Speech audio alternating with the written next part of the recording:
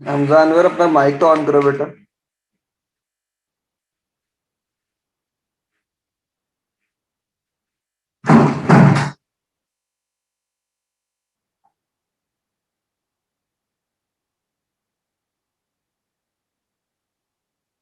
Hamza Anwar, go to 76।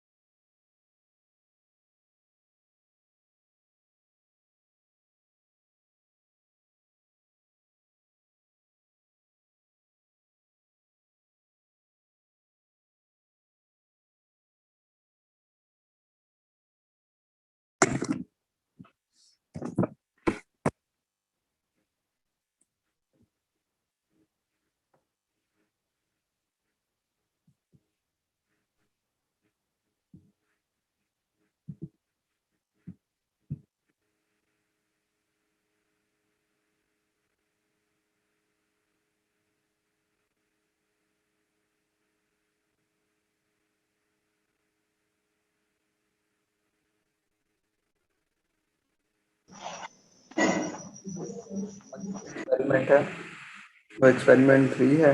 Determination of expansion और contraction of like metals. अब metals के अंदर सिलिकॉन, कॉपर, एल्यूमिनियम आ सकता है। ठीक है, हमने ये देखना है कि वो कितने टेम्परेचर पे उसके अंदर कितनी एक्सपेंशन या कंट्रैक्शन होती है। So our third experiment, determination of expansion contraction of silicon by using low temperature expansion coefficient tester है, जिसका ऑब्जेक्टिव है, जो पहला ऑब्जेक्टिव है, to determine the rate at which a material expands as a function of temperature, कि हमने वो rate या वो स्पीड फाइंड करनी है जिससे कोई भी मटेरियल एक्सपेंड होता है with respect to temperature. Then to enlighten the significance of this test used for design purpose.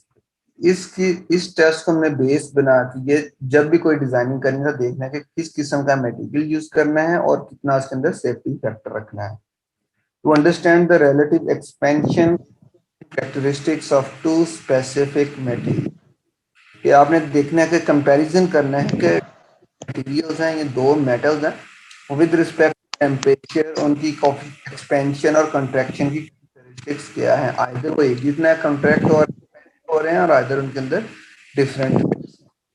Sir ये हम किस चीज की डिजाइनिंग के बारे में पढ़ रहे हैं इधर?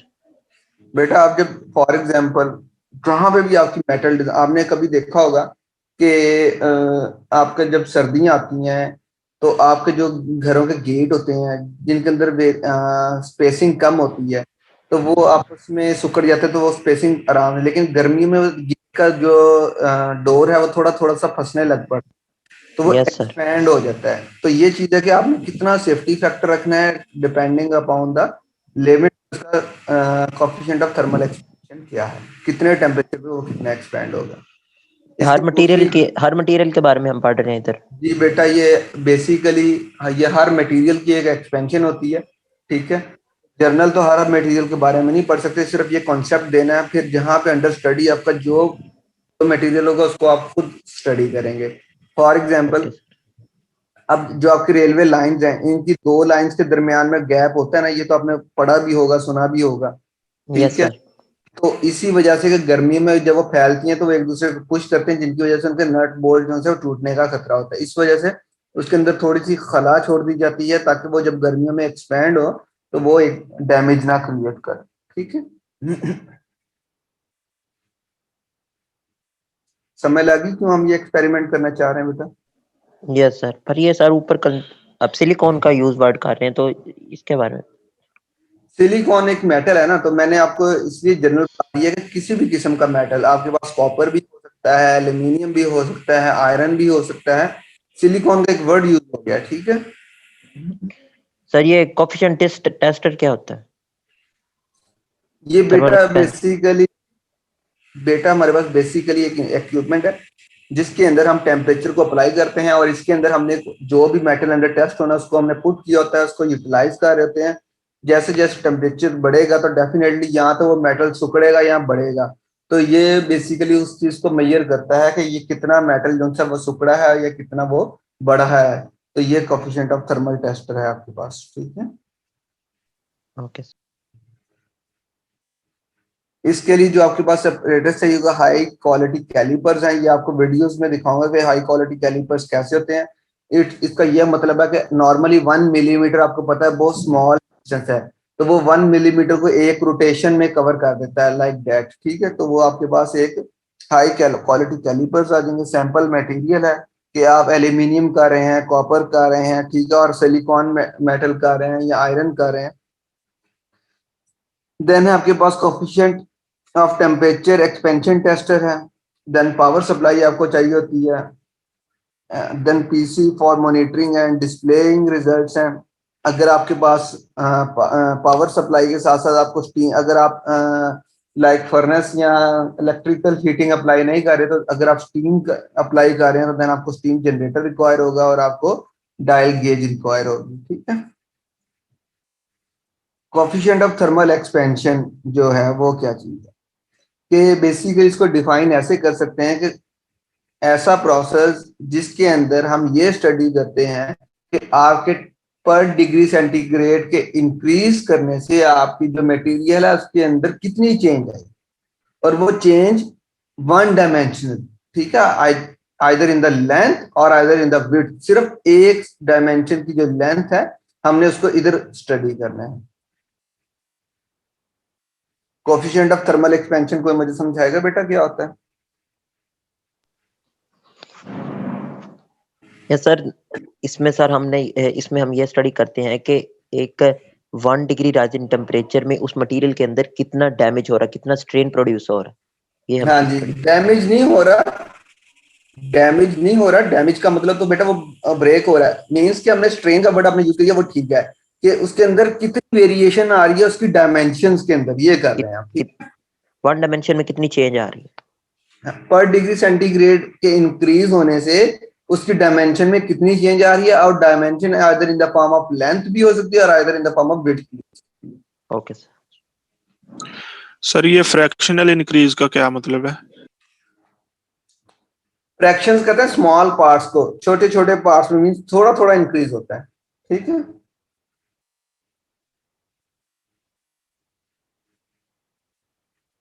आपको जब मैं वीडियो दिखाऊंगा ना यूट्यूब पे, आपने तब मुझसे पूछना है ये फ्रैक्शनल क्या होता है। अभी तो मैंने आपको बताया ना थोड़ा थोड़े पार्ट्स में, मैंने आपको ये एग्जांपल दी है कि अगर 1 मिलीमीटर की आप मेजरमेंट्स बड़ी मुश्किल से कर सकते हैं, तो 1 मिलीमीटर को जब आप एक रोटेशन, एक क्लॉक के रोटेशन में मेजर करेंगे ना, वो आपका इजी हो जाता है, ठीक है। तो ये मैं बताऊंगा कि ये फ्रैक्शनल इंक्रीज क्या होती है। Yes sir. ये आपका काम है, आपने मुझे जब मैं यूट्यूब पे वीडियो दिखाऊंगा आपने कहना है। सर इसके लिए हाई क्वालिटी कैलिपर किस तरह फंक्शनिंग करता है फिर? बेटा वो भी आपको, ये आप समझ लें, जब प्रैक्टिकल करेंगे ना तब आप हाई क्वालिटी कैलिपर भी आपको बताऊंगा। या पहले आपको उधर से दिखा दें, देन आपको ये थ्योरी करा दें। यस सर, इस तरह ज्यादा समझ लगती है। चले ऐसे कर लें।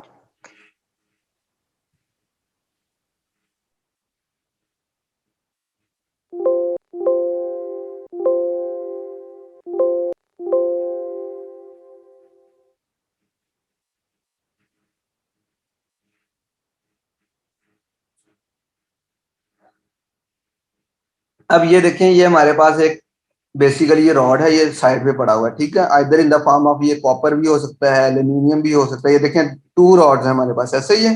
ये कॉपर का है और ये आपके पास एल्यूमिनियम का है। ये अंदर से हॉलो रॉड्स हैं, ठीक है।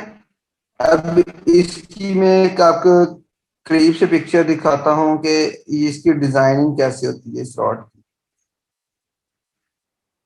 अच्छा, ये रॉड एक साइड से लाइक दैट, इसके ये ब्लॉक लगा होता है, और दूसरी साइड से भी आपको दिखाता हूँ, दूसरी साइड से ये है, ठीक है। ये साइड से आपका ये रॉड फिक्स होता है और ये बैक वाली साइड से ये रॉड मूव हो रहा होता है। ये आपको दिखाऊंगा ये कैसे, ये रॉड की सिर्फ डायमेंशन आपको दिखाएंगे ये रॉड कैसा है, ठीक है। अब जिस साइड पे रॉड की नीडल थी वो यहाँ पे फिक्स हो जाएगा, मींस के यहाँ पे इसका ये आगे की तरफ को बढ़ नहीं सकेगा। और ये जो पार्ट है इसका, ये मूवेबल पार्ट है। आपने, ये आपके पास स्टीम जनरेटर है कि आपने ये हॉलो ट्यूब है, हॉलो ट्यूब के अंदर से जब स्टीम पास होगा तो डेफिनेटली इसका टेम्परेचर राइज होगा। जब टेम्परेचर राइज होगा तो आइदर ये एक्सपैंड होगा और ये मटेरियल आइदर या ये कॉन्ट्रैक्ट होगा। तो देन हम इसको स्टडी करते हैं। जो आप कह रहे थे कि जो प्रिसाइज गेज है वो ये प्रिसाइज गेज है, और जो आपने कहा था फ्रैक्शनल है वो भी इसी में है, या जब आपका होगा ना।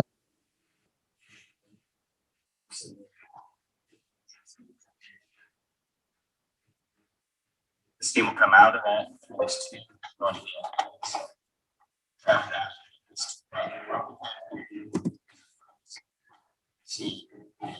ये हमारे पास basically coefficient of thermal expansion operators है, ठीक है। इसके ऊपर ये जो आपके पास चार्ट लगा हुआ है, ये बता रहा है कि जब इसकी इतनी रेजिस्टेंस क्रिएट हो जाएगी तो तभी इतना टेम्परेचर हो जाएगा, ठीक है। ये डिपेंडिंग अपॉन द डिजाइन होता है, ठीक है। आपने ये जो रॉड है ये एल्यूमिनियम का इसके ऊपर फिक्स कर लिया, ठीक है। इसकी रेजिस्टेंस मेजर करेंगे, साथ साथ आप इसका टेम्परेचर, इनिशियल टेम्परेचर मेजर कर लेंगे और फाइनल टेम्परेचर मेजर कर लेंगे। सर हम टेम्परेचर कैसे दे रहे हैं उसको? ये प्रॉब लगी हुई है बेटा, ये देखिए इसके साथ ना आगे दिखाएंगे, ये जो गेज पड़ा हुआ है ना नीचे, ये प्रॉब लगी हुई है, थर्मोकपल है। थर्मोकपल से आप टेम्परेचर मेजर करेंगे।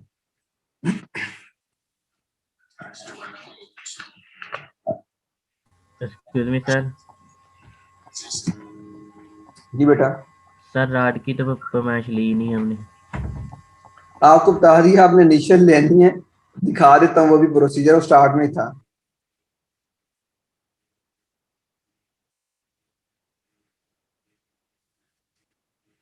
अभी देखेंगे ना आप प्रोसीजर।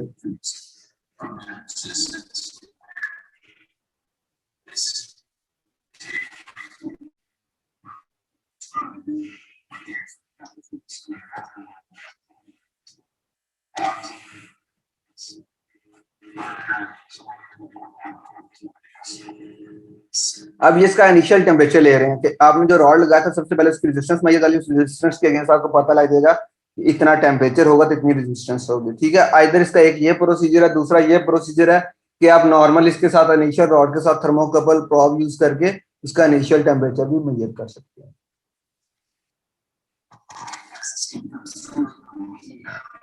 सर ये रीडिंग देख के हम टेम्परेचर देखेंगे। बेटा ये रॉड के साथ अटैच होगा ना, रॉड का टेम्परेचर और रूम का टेम्परेचर में फर्क होगा थोड़ा सा।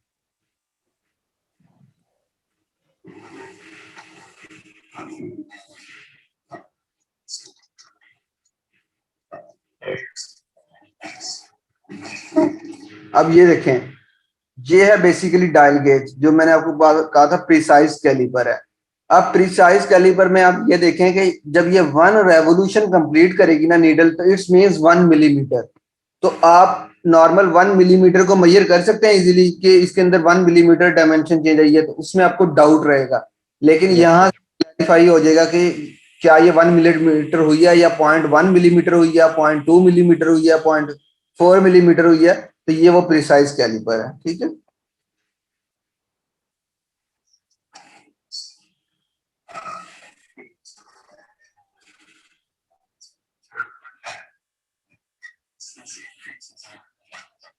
तो कि जैसे जैसे इंक्रीज होगी लेंथ आपको वो डायल गेज रिवॉल्व रोटेट करेगा।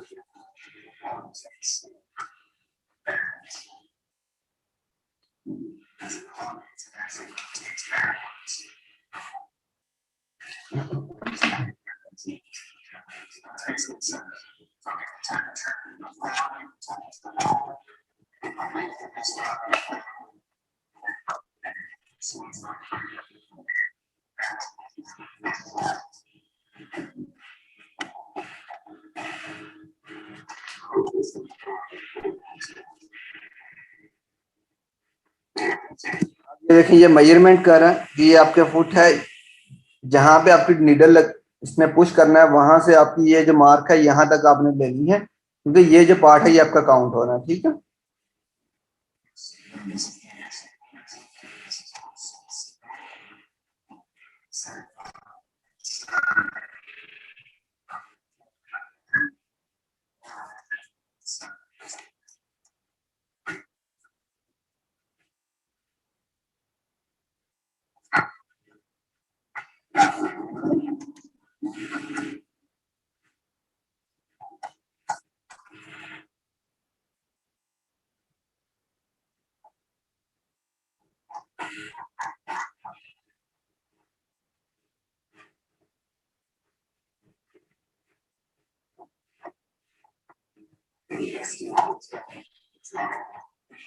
ये तीनों की लेंथ मेजर कर ली है। ठीक है, ये आपको एडजस्टमेंट प्रोसीजर बता दिया है कैसे एडजस्ट किया है। देन आप देखते हैं कैसे नेक्स्ट।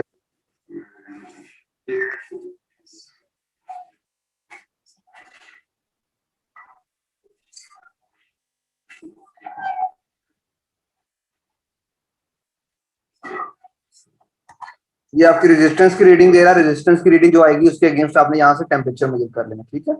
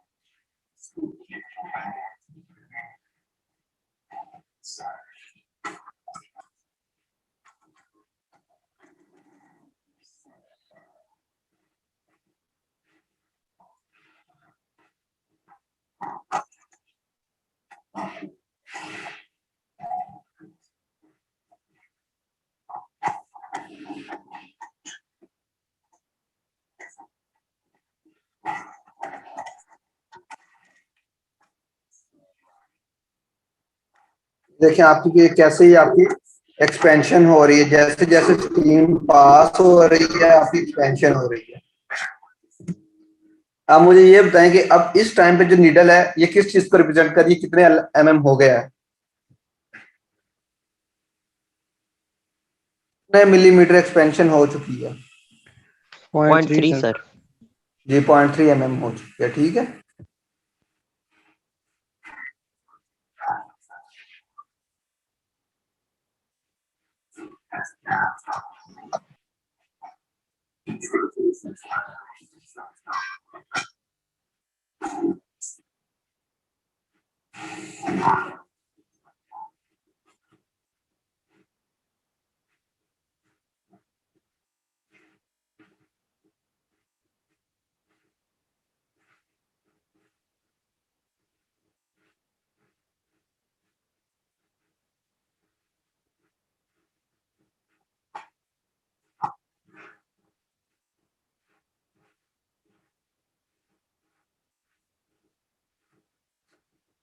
जब इसकी 1 रेवोल्यूशन कंप्लीट होगी तो ये 1 मिलीमीटर की इक्विवेलेंट होगा।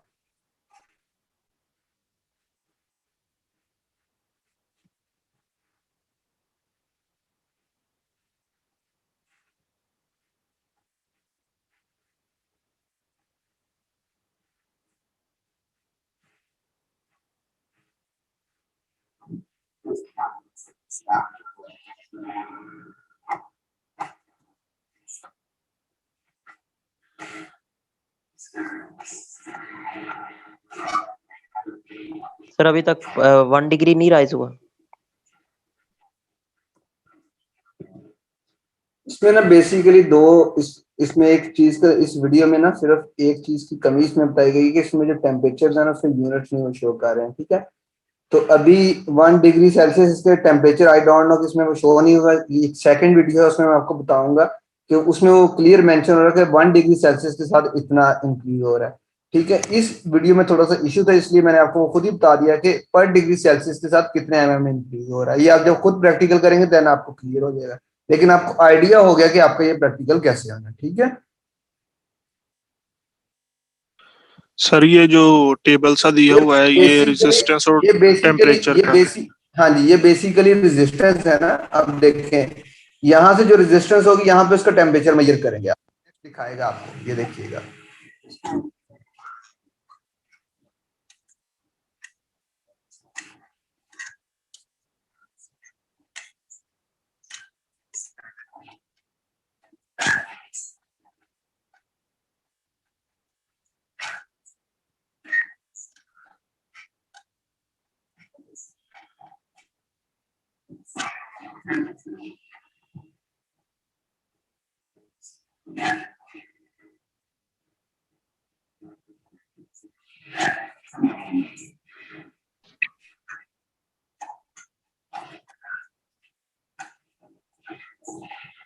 अब ये देखिए किलो ओम्स है, जो भी था 6 पॉइंट था उसका जो टेम्परेचर आएगा फॉर एग्जांपल 6.5 है तो 95 डिग्री सेल्सियस।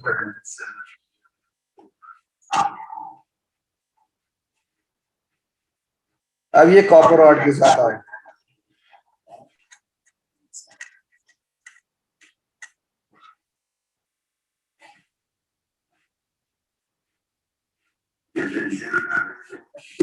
जी समय लगी। अब कोई बेटा एक्सपेरिमेंट कैसे, यस सर। अब इसकी थ्योरी की तरफ चलते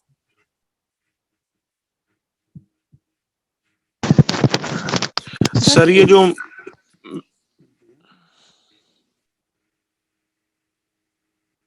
बोलते हैं बेटा।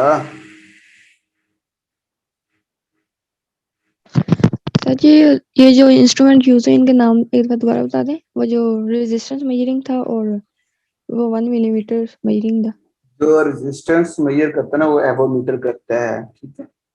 एवोमीटर आपके पास करंट भी मेजर करता है, वोल्टेज भी और रेजिस्टेंस से नो होम भी। ये आपने आपके फिजिक्स में नॉर्मली यूज भी होगा एवोमीटर, ठीक है जी सर। जो सर आपके पास सर टेम्परेचर जब बढ़े तो रेजिस्टेंस तो बढ़ती है, तो वहां पे तो सर वो टेम्परेचर इंक्रीज हो रहा था और वो एक्सपेंड भी कर रहा है लेकिन रेजिस्टेंस उसकी कम हो रही थी सर। बेटा ये ये क्यों? मटेरियल के ऊपर डिपेंड करता है ना। फॉर एग्जांपल अब जैसे जो पहला मटेरियल था उन्होंने यूज किया, ठीक है, उसमें ये था कि जब इनिशियल वो स्टीम इंजेक्ट कर रहा था उसका टेम्परेचर बढ़ा था, उसकी रेजिस्टेंस बढ़ गई थी। जब जैसे ही उन्होंने पीछे से स्टीम उसकी डिस्क्लोज की तो टेम्परेचर डाउन हुआ, इस वजह से वो उसकी रेजिस्टेंस डाउन हुई। ठीक है, टेम्परेचर डाउन हुआ तो रेजिस्टेंस भी डाउन हुआ।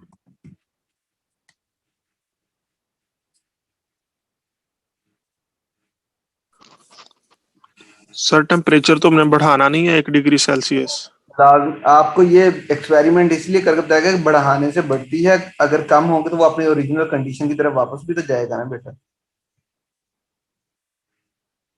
इसकी एग्जांपल मैंने आपको पहले दी थी कि जो रेलवे लाइन की पटरियां होती हैं वो गर्मियों में एक्सपेंड होती हैं, सर्दियों में दोबारा वो कॉन्ट्रैक्ट हो जाती हैं। जैसे उसको नॉर्मल टेम्परेचर मिलता है वापस अपनी हालत में चली जाती है, रिटर्न हो जाती है। Yes sir.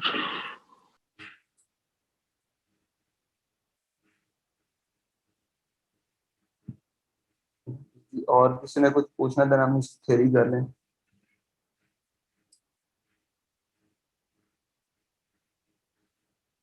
एक्सप्लेनेशन में आ जाए, थर्मल एक्सपेंशन जो है बेसिकली ये कैसे हम इसको डिफाइन करते हैं। Thermal expansion is the tendency for matter change in shape, area and volume in the response of changing temperature. जैसे जैसे आपका टेम्परेचर चेंज होगा, इससे इधर आपकी शेप में फर्क आ सकता है, उसके एरिया में आ सकता है, उसके वॉल्यूम में आ सकता है। Temperature is a monotonic function of average molecular kinetic energy of a substance. आपको पता है कि टेम्परेचर है basically average kinetic energy of a substance को कहते हैं। व्हेन मटेरियल इज हीटेड, जब भी कोई मटेरियल आपका हीट होगा द काइनेटिक एनर्जी डेफिनेटली आपकी इंक्रीज होगी, जिसकी वजह से आपके जो मॉलिक्यूल्स की वाइब्रेशन है वो इंक्रीज होगी। The relative expansion of a material divided by change in temperature is called material coefficient of thermal expansion। ठीक है, अगर जो आपकी फॉर एग्जांपल आपके पास है कि कितनी एक्सपेंशन हुई है, तो आप उसको जो रिलेटिव एक्सपेंशन उसको टेम्परेचर के साथ आप इसको डिवाइड कर देंगे तो आपके पास coefficient of thermal expansion which is represented by alpha. ठीक है, वो अल्फा से रिप्रेजेंट होता है। मींस के चेंज इन लेंथ को जब आप टेम्परेचर से डिवाइड कर देंगे तो वो आपका अल्फा रिप्रेजेंट हो गया। Alpha means coefficient of thermal expansion. ठीक है, in general objects expends in all directions. जो ऑब्जेक्ट्स हैं, लेकिन ये जो इक्वेशन है ये वन डायमेंशनल एक्सपेंशन के लिए है। ठीक है, thermal expansion is larger for gases and relatively small but not negligible for liquids and solids। जिस आपके पास है गैसेस की ज्यादा होती है, लेकिन होती लिक्विड एंड सॉलिड में भी है, लेकिन बहुत माइन्यूट होती है, लेकिन नेग्लिजिबल भी नहीं होती। Thermal expansion is extremely important when considering which material will be used in system that experience fluctuation in temperature। अब इस जो लाइन है, मुझे इसको बताएं कि आप कैसे इसकी बेस बनाएंगे कि आपने कौन सा मटेरियल यूज करना है डेली रूटीन लाइफ में। मुझे इसकी एग्जांपल दें बेटा।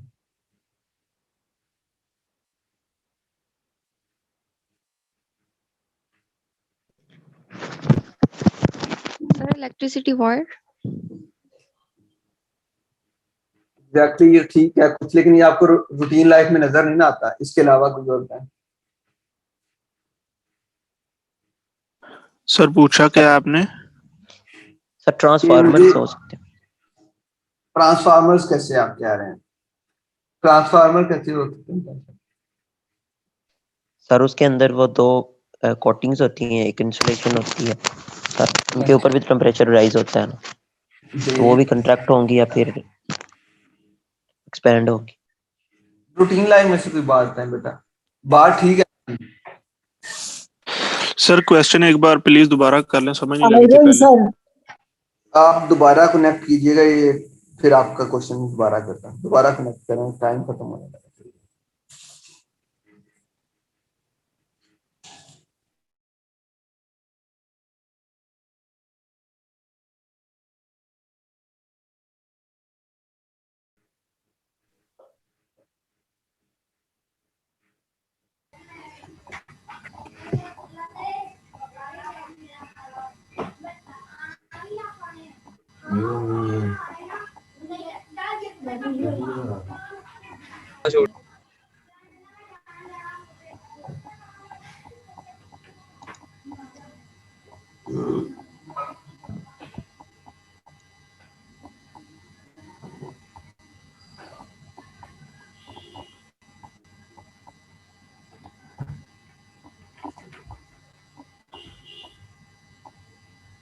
मेरा क्वेश्चन ये था कि ये हमारी एक लाइन है, thermal expansion is extremely important when considering which material will be used in system that experience fluctuation in temperature. ठीक है जी, कि हमें ये क्यों जरूरी है कि हम इन मटेरियल्स की एक्सपेंशन को यूज करें, कि हमने कौन से सिस्टम के अंदर कौन सा मटेरियल यूज करना है।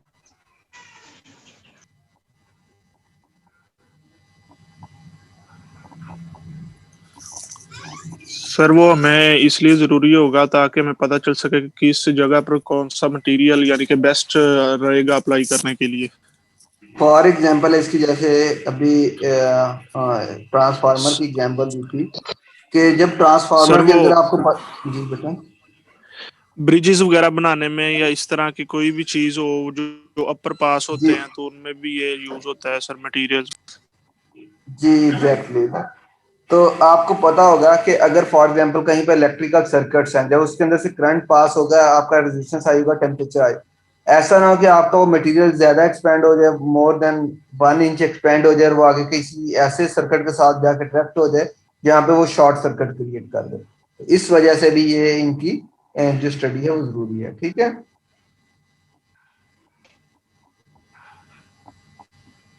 A material with high thermal expansion would be desirable due to its sensitivity to temperature change. On the other hand, a component in a system that experience high temperatures such as space shuttles re-entering the atmosphere will need a material that will not expand and contact with large temperature fluctuations in order to prevent thermal stress and fractures. ये इसलिए भी जरूरी है जिस जिस तरह आपकी अब स्पेस शटल्स हैं। ठीक है, स्पेस शटल्स जब आपकी जब खला से आपकी एयर के अंदर इंटर होती है तो definitely they experience a different environmental changes, जिसकी वजह से उसका टेम्परेचर हाई हो जाता है। जब टेम्परेचर हाई होगा तो डेफिनेटली आइदर वो एक्सपैंड होगी तो कंट्रैक्ट, तो ऐसा मटेरियल स्पेस शटल वगैरह के अंदर यूज किया जाता है जिसके ऊपर फ्लक्चुएशन बहुत कम हो, आइदर कंट्रैक्शन और आइदर एक्सपेंशन की, टू अवॉइड स्ट्रेसेस। सो जो एक्सपेंशन है ये डिपेंड करता है डायलाटोमीट्री प्रिंसिपल के ऊपर। डायलाटोमीट्री एक बेसिकली रिप्रेजेंट करता है कि आपकी कितनी डायमेंशन या वॉल्यूम के अंदर चेंज आई है विद रिस्पेक्ट टू टेम्परेचर के अंदर। ठीक है, ये आपका जो एक्सपेंशन है डायलाटोमीट्री प्रिंसिपल के ऊपर डिपेंड करता है। क्या होता है डायलाटोमीट्री, कोई बताएगा?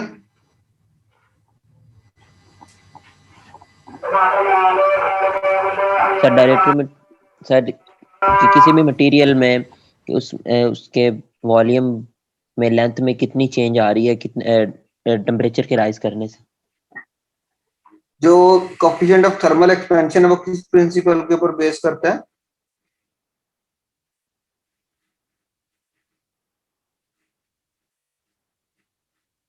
डायलाटोमेट्री प्रिंसिपल के ऊपर। ठीक है बेटा, नाम सर ये अजीब सा है ये। कोई बात नहीं, नाम अजीब को क्या करना है, फिजिक्स में तो नाम अजीब सा ही है, पहले सुना था कभी? तो ऐसा ऐसा चीजें आपके ऊपर ही होंगी ना। ठीक है, ये वही प्रोसीजर है जो मैंने आपको दिखा दिया है कि ये कैसे वर्क करता है। ठीक है, ये सेकंड टाइप की मशीन है जो हमारे पास इधर एग्री के अंदर भी पड़ी है। इसमें ये है सर कि जो आप जो फर्स्ट टाइप वाली मशीन थी उसका नेम क्या था? कोई नेम तो होता है मशीन का। सर कौन सा प्रिंसिपल दोबारा बताइए एक बार। कोफिशिएंट, बेसिकली इनका नाम एक ही है, कोफिशिएंट ऑफ थर्मल एक्सपेंशन है। ठीक है, यस सर। इसके ऊपर नेम लिखा हुआ है यहाँ पे।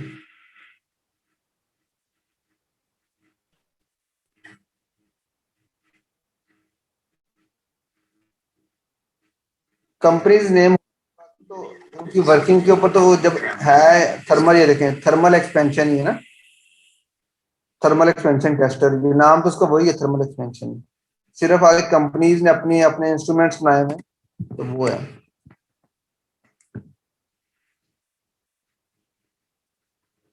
इसके अंदर ये है कि आपका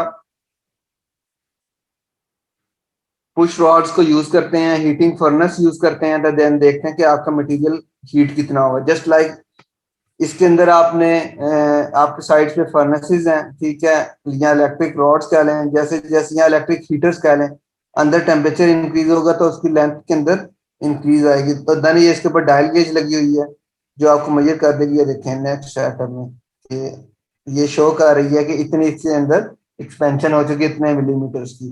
तो ये डिजिटल है, तो इस ये सिंपल आपने मटेरियल पुट कर देना और आपको रीडिंग आ जाएगी।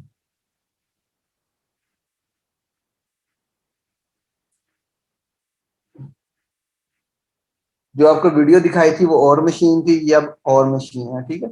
इनके अपने प्रिंसिपल्स, इनकी अपनी वर्किंग है, लेकिन इनका जो वर्किंग प्रिंसिपल है वो सेम है और डायलेक्ट्रोमेट्रिक प्रिंसिपल के ऊपर वर्क करता है। और सिर्फ इनके वर्किंग प्रोसीजर डिफरेंट है depending upon the machine design. तो वैसे इस पिक्चर से कोई समझाएगा मुझे ये कैसे वर्क कर रहा है?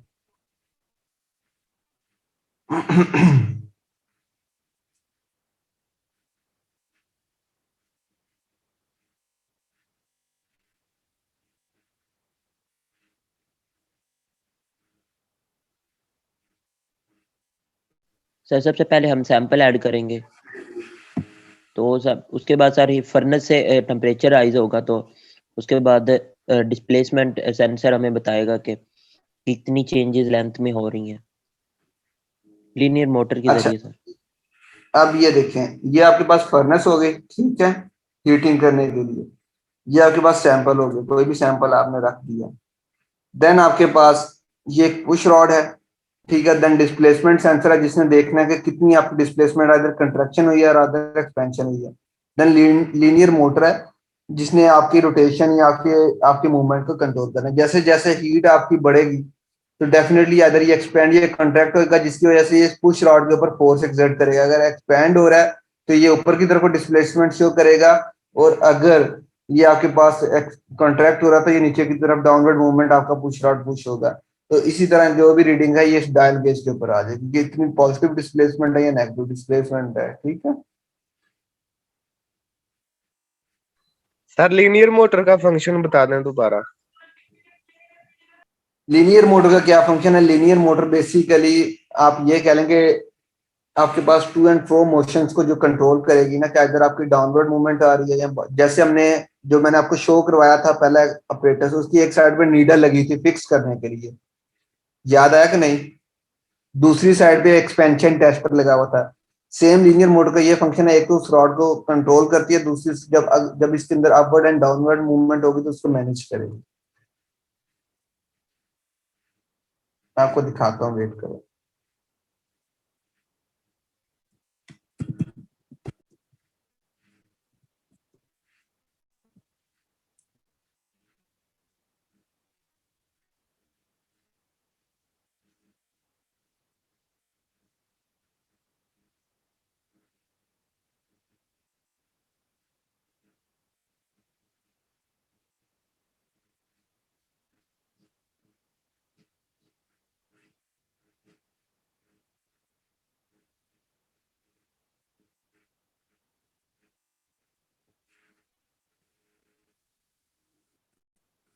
ये देखिए, मैं आपके साथ शो करता हूँ लीनियर मोटर की जो वर्किंग है वो कैसे होती है। Basically to and fro motion की टाइप की होती है, ठीक है। इसमें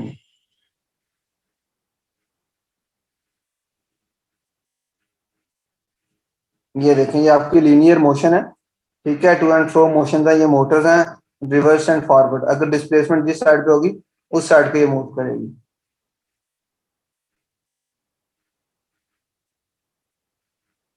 जी, समय लग गया आपको लीनियर मोटर की, लीनियर की?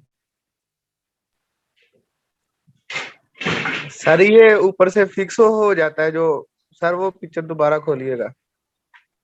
ये जो भी वीडियो थी आपने पहले खोली हुई थी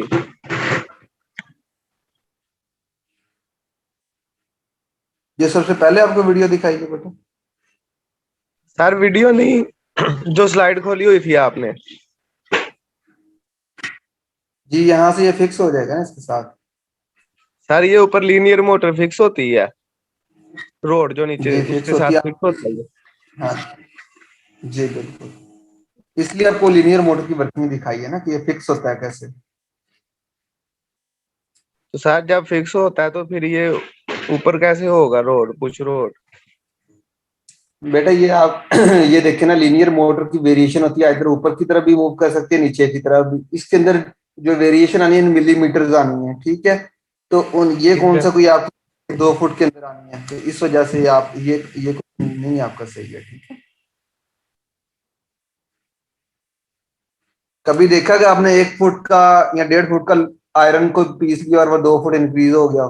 सारी बात है, आधा मिलीमीटर होगा, 1/4 मिलीमीटर इंक्रीज होगा।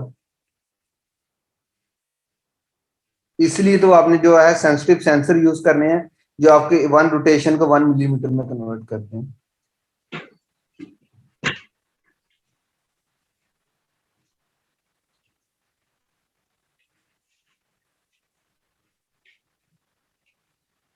हेमंत साजिद बैठी है, अपना माइक ऑन करेगा।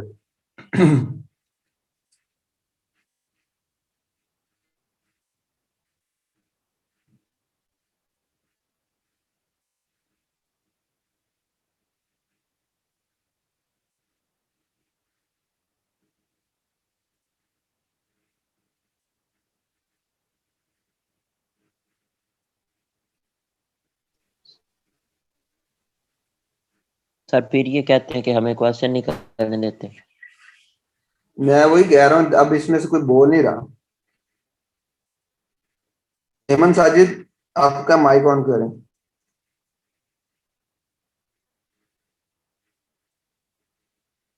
आपकी जीआर का नाम क्या है बेटा? तैयबा फरियाद। किधर अभी तैयबा आई है? ऑन करे तैयबा। आई नहीं है। चले आप। अस्सलाम वालेकुम सर। वालेकुम अस्सलाम।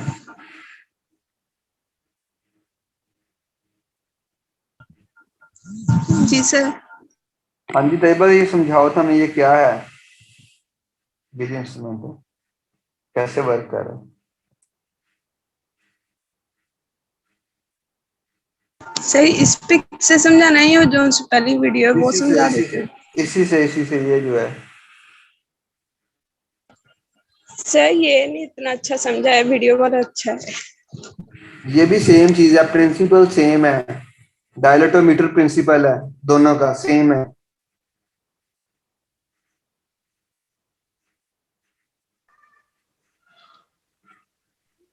सर मैं बताऊं?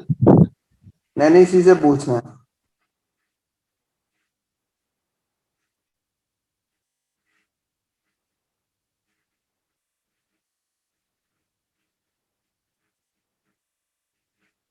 अगर इसने आज ना बताया तो हमने इसकी आज एब्सेंट मार्क कर देनी है, और इस दफा मैंने शॉर्टेज भी निकाल देनी है।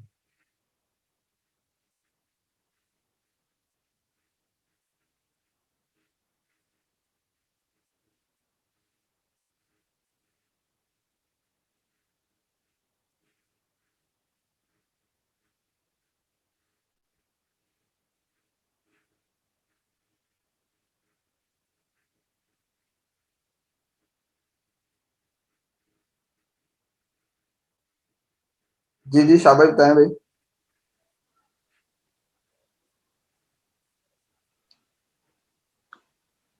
सर किसी और को ही बताने दें, हम शायद उसने नहीं बताना।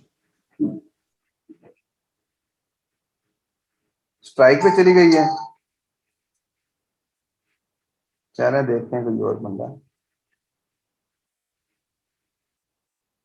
सिदरा शवाग बताए भाई।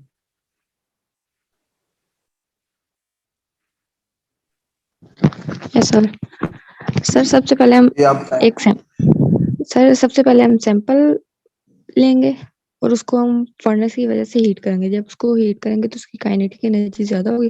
काइनेटिक एनर्जी ज्यादा होने की वजह से उसके मॉलिक्यूल मूव करेंगे। मूव करने की वजह से इस वायर के अंदर एक्सपेंशन या कंट्रक्शन होगी। जब एक्सपेंशन होगी ये पुश रॉड अपवर्ड मूव करेगा, जब कंट्रक्शन होगी ये पुश रॉड डाउनवर्ड मूव करेगा। और ये डिस्प्लेसमेंट सेंसर हमें बताएगा ये कि कंट्रक्शन हुई है या एक्सपेंशन हुई है। देन लीनियर मोटर जो होती है वो हमें बताती है कि हाउ मच, मतलब 1 मिलीमीटर एक्सपेंशन हुई है लीनियर 1 डिग्री मोटर में बताना सेल्सियस। है नो सर, लीनियर बेटा, मोटर लीनियर फिक्स मोटर। होती लीनियर है। मोटर का काम क्या है? फंक्शन क्या है लीनियर मोटर का? टू एंड फ्रो मोशन को मेंटेन रखना। मेंटेन रखती है। टू एंड फ्रो मोशन को मेंटेन रखती है। सर ये बताती है कि कि ये रॉड अपवर्ड मूव कर रहा है, पुश रॉड या डाउनवर्ड मूव कर रहा लीनियर मोटर में बताना है। सर मैं बताऊं?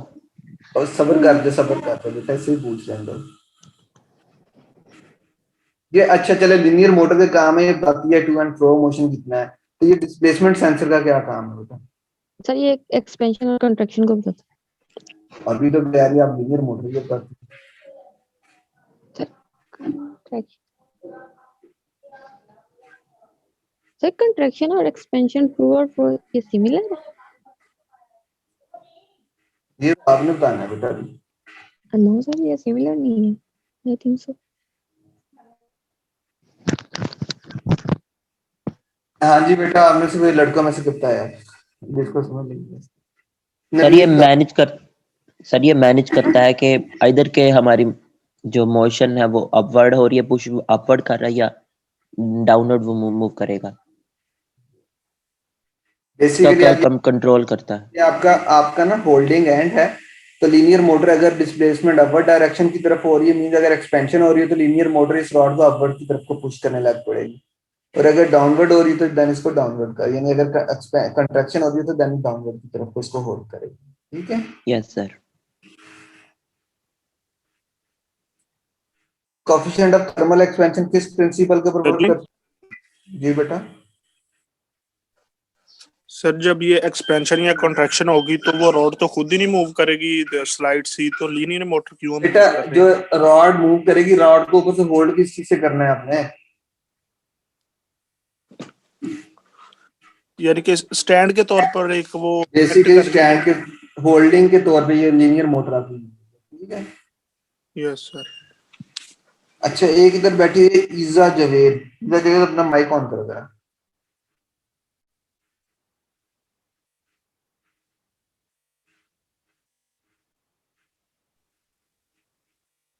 आप ये बताएं कि ये कोएफिशिएंट ऑफ थर्मल एक्सपेंशन जो है किस प्रिंसिपल पर वर्क करता है?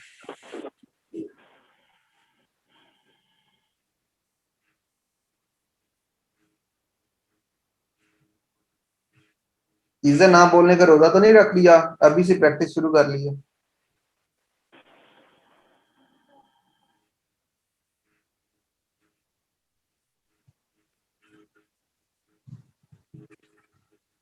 सना 4258 माइक ऑन करें हमने।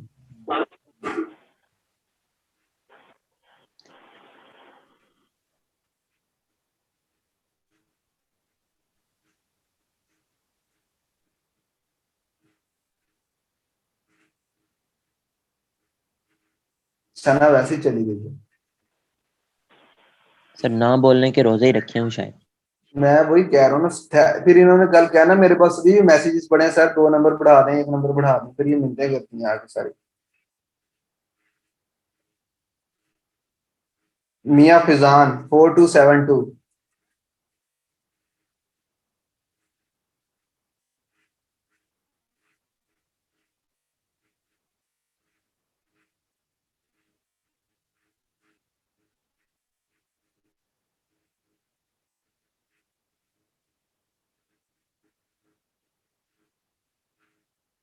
Musfira 4284।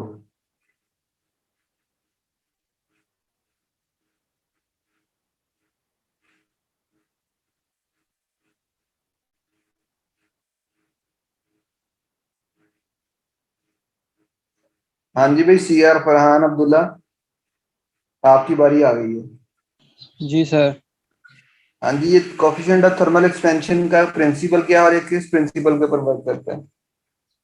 Sir principle of dynamometry. अच्छा, क्या होता है?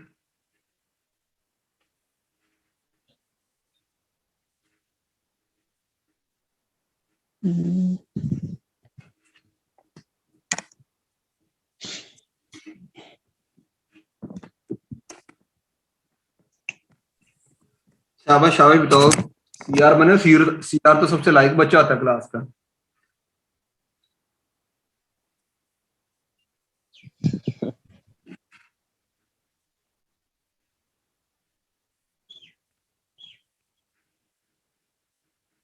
चलो नवीद, आप भी बता दीजिए।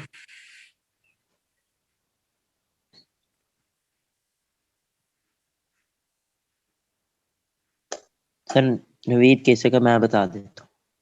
चलो आप बता दो कासिम। सर ये मेथड ये है कि हमने देखना कि किसी भी मटेरियल के अंदर उसके वॉल्यूम, उसकी लेंथ में या उसकी विड्थ में टेम्परेचर चेंज करने से कितनी चेंज आ रही है। ये मैं हाँ जी, इस ये प्रिंसिपल डायलेक्ट्रोमेट्रिक प्रिंसिपल है। ठीक है,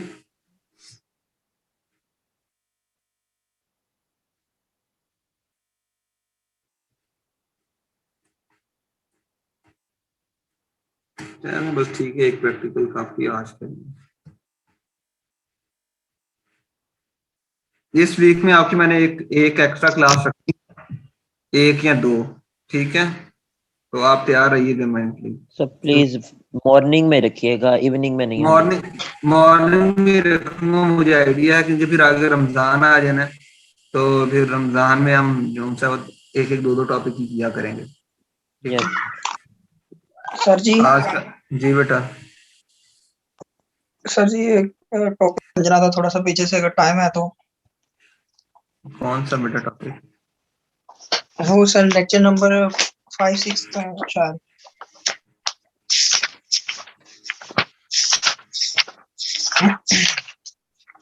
हाँ जी सर, लेक्चर नंबर 5-6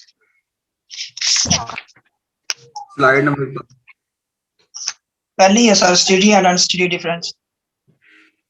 हाँ जी, इसमें सर ये पैराग्राफ मतलब इसकी समझ नहीं आई, मतलब heat conduction in a medium is used to the one dimension when conduction is significant. यहाँ सर ये सारा सर यहाँ से क्या यहाँ से ये जो स्लाइड ओपन की एसी की बात कर रहे हो आप?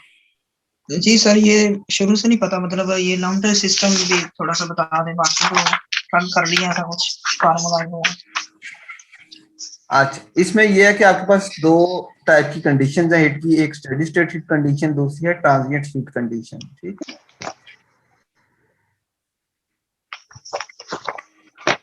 अब स्टेडी स्टेट के अंदर फॉर एग्जांपल आप सुबह के टाइम आपने टेम्परेचर लिया है कमरे के बाहर का और अंदर का, सुबह 8 बजे फॉर एग्जांपल, सुबह 8 बजे आपने टेम्परेचर लिया बाहर का, वो 10 डिग्री सेंटीग्रेड था, अंदर का 5 डिग्री सेल्सियस था, और शाम को आपने 5 बजे लिया तो सेम टेम्परेचर था। मींस टाइम के साथ जो आपका टेम्परेचर चेंज नहीं हुआ तो वो आपका स्टेडी स्टेट कंडीशन कहलाता है। अगर आपका टाइम के साथ टेम्परेचर चेंज हो जाए तो वो आपका ट्रांजिएंट या अनस्टेडी स्टेट कंडीशन कहलाता है। अब ये देखें, ड्राइंग से देखें, टाइम कितना है 2 PM, टाइम है 5 PM, 3 घंटे का डिफरेंस है। स्टेडी स्टेट के अंदर बाहर का टेम्परेचर 15 था, अंदर का टेम्परेचर 7 था। शाम 5 बजे बाहर का टेम्परेचर 15 था, अंदर का 7 था। मींस दोनों के टाइम में आपकी जो हीट ट्रांसफर रेट है वो सेम है, तो आपका ये स्टेडी स्टेट कंडीशंस है। ठीक है, नहीं समझ आई सर। ऊपर टाइम क्या लिखा हुआ है? 2 PM। इधर टाइम क्या लिखा है? 5 PM। मींस के ये 3 घंटों का डिफरेंस ले ऐसे ही है। जी सर। आपके पास ये एक रूम है, आपकी राइट साइड एक रूम है यहाँ पे, और ये आपका आउटसाइड है। ठीक है, वॉल की आउटसाइड है। वॉल की एक साइड पे टेम्परेचर 15 डिग्री सेल्सियस है, दूसरी पे 7 डिग्री सेल्सियस है। कितने बजे? 2 PM। शाम 5 बजे भी टेम्परेचर सेम रहा है, बाहर का भी अंदर का भी, तो ये स्टेडी स्टेट है। मींस के टाइम के साथ आपका ना बाहर का टेम्परेचर चेंज हो रहा है ना अंदर का टेम्परेचर चेंज हो रहा है। ठीक है सर, स्मॉल अमाउंट में भी अगर टेम्परेचर ना भी चेंज हो जाए तब भी हम यही कहेंगे कि जो स्मॉल होता है ना उसको निग्लिजिबल कर देते हैं। जब आप ये स्टेडी स्टेट और ट्रांजिएंट पढ़ रहे हैं ना, तो उसके अंदर जो सिग्निफिकेंस चेंज होती है वो उसको स्टडी कर देते हैं। Yes sir. ठीक है, इसी तरह सर ये जी, चलो ठीक है सर, पहले आप बता। इसके बाद ट्रांजिएंट कंडीशन। अब ये देखें 2 PM 15 और 7 था, और 5 PM 12 और 5 हो गया, तो इसके अंदर टाइम के साथ चेंज वेरिएशन आ चुकी है, तो ये आपकी ट्रांजिएंट कंडीशन आ जाएगी। ठीक है सर, ये आपने एक ना न्यूमेरिकल दिया था 2.14E, सर उसकी समझ नहीं थी लगी। चलें वो भी देख लेते हैं। वो जो असाइनमेंट सर आपने आगे दी थी ये आपने लम्प्ड सिस्टम। अब लम्प सिस्टम क्या है? लम्प सिस्टम हमारे पास स्पेशल केस में आता है।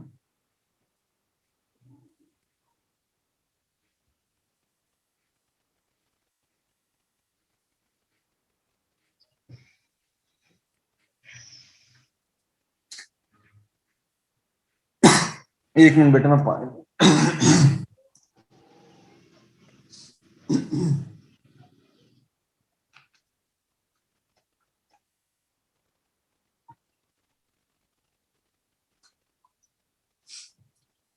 अब लम्प सिस्टम आपको बुक से ले जाता हूँ, उधर से ज्यादा कंफर्टेबल है।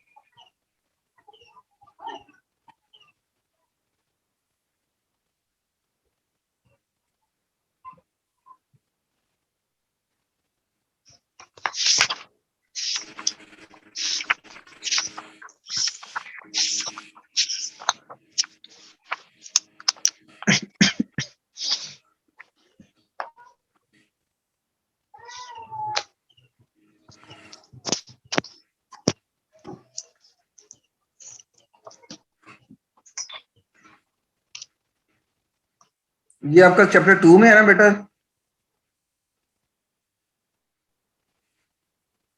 Don't know sir. तो फिर यस आपने सर, चैप्टर 2 है सर, आपने बुक पढ़ी नहीं चैप्टर 2 है सर। सर ये इस कल मैंने आपको बोला था कि सर चैप्टर नंबर 1, 2 और 3 के पेज नंबर बता दें कितने कितने, तो वो पता चल जाता है। इसी पढ़े हैं बस सर जी समझ फिर भी नहीं लगती, बहुत ज्यादा अंदर मिक्सिंग है। और की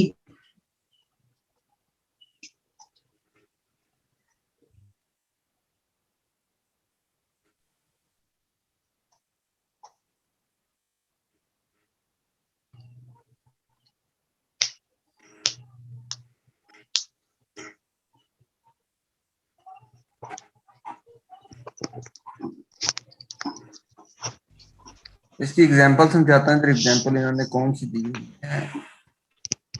पोटैटो वाली आपकी स्लाइड्स में थी एग्जांपल। जी सर। एक मिनट, लेट मी चेक।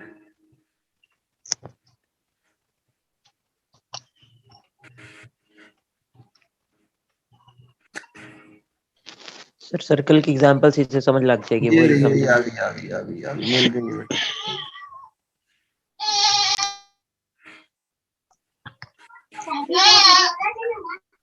नवीद किधर बैठे हो?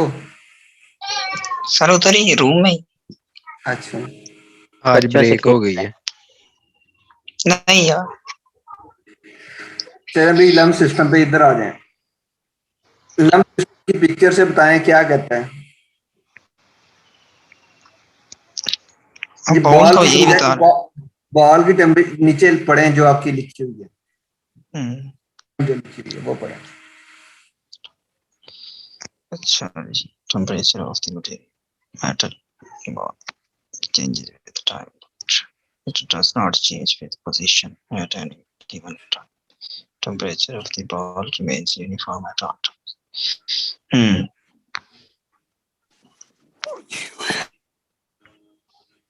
ऐसी कंडीशन जहां पर पोजीशन हालांकि वेरी कर रही हो, लेकिन पोजीशन के वेरी करने से उस जगह का टेम्परेचर वेरी ना करे, सिर्फ टाइम की वजह से वेरी करे, तो वो आपका लम्प सिस्टम कहलाता है।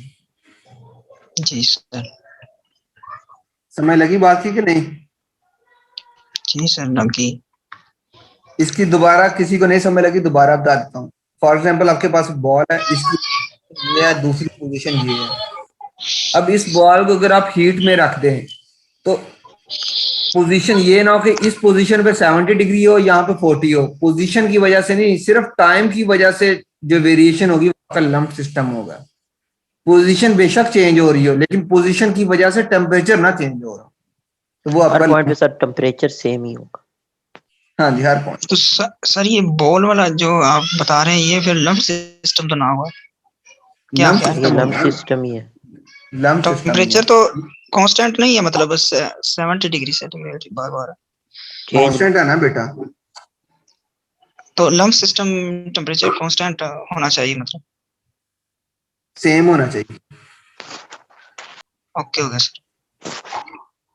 और ये साथ ये पोटैटो की एग्जांपल आ गई ना। ये पोटैटो की ये पोजीशन चेंज हो रही है, पोजीशन के चेंज होने से टेम्परेचर भी चेंज हो रहा है, टाइम भी चेंज हो रहा है, पोजीशन के साथ टेम्परेचर भी चेंज हो रहा है। इसमें 2 फैक्टर्स उन्होंने बता दिए ना क्लियर करने के लिए। जी सर, इसे फिर क्या कहेंगे? Not lumps. ये बेसिकली आप इसको क्या ले, ट्रांजिएंट कंडीशन क्या ले, किसकी सर? टाइम के साथ साथ चेंज हो रहा है ना। ट्रांजिएंट कंडीशन आपने 2 तो पढ़ी, स्टडी स्टेट एंड ट्रांजिएंट, और थर्ड आपका टाइम सिस्टम। जी सर, ओके ओके। ये 2 स्टूडेंट्स आपकी अब आई हैं, इनका क्या करें, इनको ब्लॉक ना कर दें, ये लेट ही आती हैं बल्कि अटेंडेंस लगाते हैं। अपना फरहान, आपने मुझे ना जो आपकी सीवीज फाइल है ना वो मुझे सेंड करनी है दोबारा, ठीक है? सर वो एक न्यूमेरिकल था 2.14 ई, आपने बोला था असाइनमेंट के लिए 2, वो एक नहीं आपने था किया? हुआ। यस सर, एक कर लिया था, एक नहीं था हुआ। उसमें सर वो यो BTU फीट पर क्यूब में कन्वर्ट करना था और बहुत ज्यादा लेंथी वैल्यूज आ रही थी, समझ में पेज नंबर बताएं, कौन सा पेज नंबर? शायद 134 था शायद सर, आपको बोला था का। ठहरे सर मैं आपको The resistance of a wire is the resistance of a wire is 1000 watt iron in 15 inches long and the rate of heat transfer generation in the wire per unit length in BTU पर Rankine में convert करना है। Yes sir, ये वाला। हाँ जी, Rankine में convert करेंगे। ठीक सर ये रैंकाइन क्या है? रैंकाइन टेम्परेचर की है ना, जैसे डिग्री सेल्सियस केल्विन है और फ़ारेनहीट है, ये आपका SI सिस्टम है, और जो आपका रैंकाइन है ये फुट पाउंड सिस्टम है, ठीक है, FPS सिस्टम। सॉल्व कर दें सारे एक दफा। चलिए मैं शेयर कर लेता हूँ आपके साथ सॉल्व करके, ठीक है? Yes sir.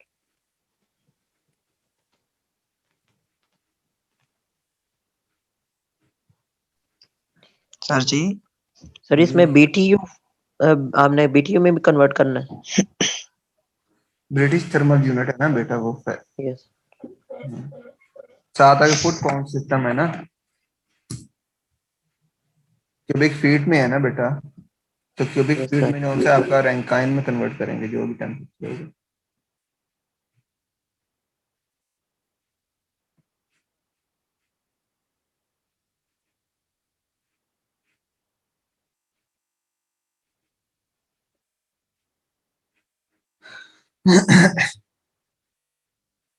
चले ठीक है, फिर आप लोग करें, नेक्स्ट आपकी जो है क्लास का मैं फरहान को बता दूंगा। सर ये क्वेश्चन है आज वाले एक्सपेरिमेंट का। जी सर ये कौन सा मेथड इनमें एक्यूरेट है? एक तो हमने वो एंड पे सिंगल मशीन पढ़ी और एक पीछे थोड़ा ऑपरेटर्स पढ़ा था। दोनों ही मेथड एक्यूरेट है। तो सर ये जो हमने एक में जो एंड वाले पे पढ़ा है मशीन वाला, वो जब पे हमने पहले सैंपल को हीट करना है और उसके ऊपर रोड है वो मूव करेगी, सर वहां पे तो हीट लॉस नहीं होगा? पहले वो हम सैंपल को हीट करेंगे हमारा मकसद हीट लॉस नहीं है बेटा इस एक्सपेरिमेंट को करने का। हमारा मकसद इस एक्सपेरिमेंट में कोएफिशिएंट ऑफ थर्मल एक्सपेंशन निकालना है या कंट्रैक्शन निकालना है। हीट लॉस का तो हमारा इसमें मकसद ही कोई नहीं, ठीक है? लेकिन सर फिर भी वो थोड़ा बहुत चेंज या वेरिएशन तो होगी ना, रेलेवेंसी रॉड नहीं की है ना वजह से, बेटा, रॉड भी तो मेटल है ना। रेलेवेंसी नहीं है ना। जब आपने कोएफिशिएंट ऑफ थर्मल एक्सपेंशन है तो फिर आपने ये थोड़ी देखी लॉस हो रही है, आप खुद तो इस पे हीट प्रोवाइड कर रहे हैं। हम ये तो नहीं देख रहे कि कितनी हीट लॉस हुई, हमने ये देखना इनिशियल टेम्परेचर का, फाइनल टेम्परेचर उस रॉड का क्या हो।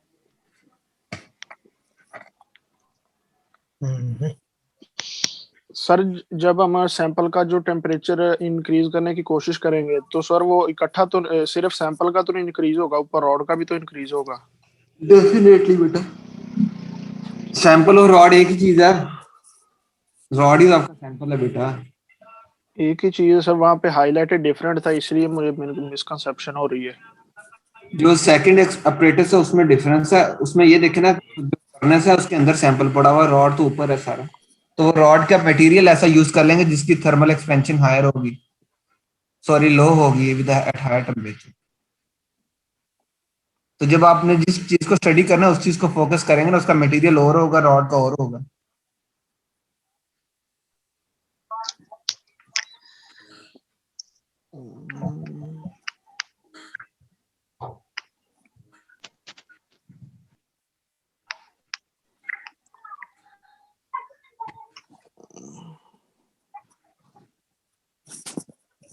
Okay, the robot.